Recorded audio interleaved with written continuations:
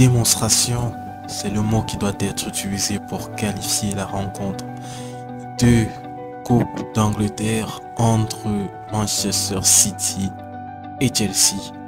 Malheureusement pour Chelsea, pour les Blues, ils rencontrent pour la deuxième fois en moins d'une semaine Manchester City et franchement, on peut dire que c'était une continuité du match précédent. Durant le match précédent, Manchester City avait gagné sur le plus petit des scores, à savoir 1-0.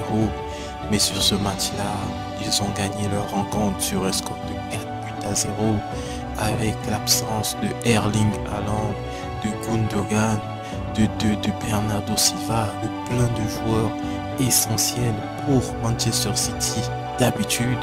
Mais ils ont quand même gagné 4-0, doublé de Riyad Mahrez, de Phil Foden, buteur. Franchement, je sais pas. On doit aussi prendre en compte le fait que Graham Potter n'a pas à sa disposition tout son effectif. On doit citer par exemple Edouard Mendy qui est blessé, Raheem Sterling qui est blessé, Pulisic qui est blessé.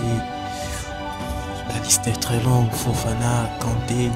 Franchement, j'aurais aimé voir cette double confrontation là entre Manchester City et Chelsea dans de meilleures conditions, avec chacune des deux équipes possédant son effectif habituel. Mais malheureusement, ce n'est pas le cas. Chelsea est décimé par les blessures. Et je sais pas si les dirigeants de Chelsea pourront prendre en compte cette situation-là, car pour moi, cela ne vient absolument pas du coach. Et voilà. De son côté, Graham Potter, il fait l'effort d'injecter de nouveaux joueurs dans l'effectif, de lancer des jeunes en attente du retour de ces blessés-là.